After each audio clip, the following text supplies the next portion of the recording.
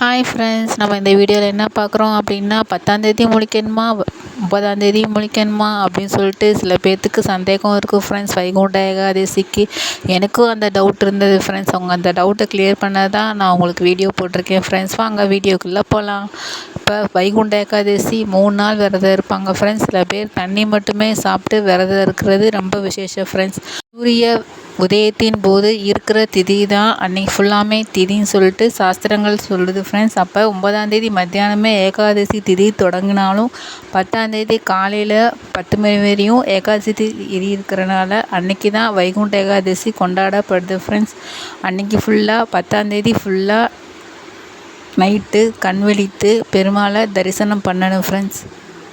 10ஆந்தேதி காலையிலேயே சொர்க்கவாசல் திறந்துருவாங்க ஃப்ரெண்ட்ஸ். அன்னைக்கு பெருமாள் கோவிலுக்கு போயிட்டு வந்து நைட் ஃபுல்லாக முழிக்கணும் ஃப்ரெண்ட்ஸ்.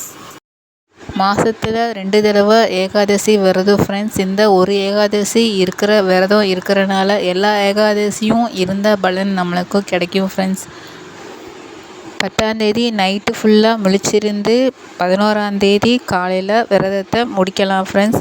11ஆந்தேதி காலையிலேயே நம்ம எல்லா நைவேத்தியமும் பெருமாளுக்கு படைத்துட்டு கோவிலுக்கு போயிட்டு வந்து விரதத்தை முடிக்கலாம் ஃப்ரெண்ட்ஸ். பெருமாள் நம்மளுக்கு அறிந்தும் அறியாமலும் தெரிந்தும் தெரியாமலும் செய்த பாவங்களை கண்டிப்பாக மன்னிச்சிருவார் friends. Thank you friends. Thanks for all.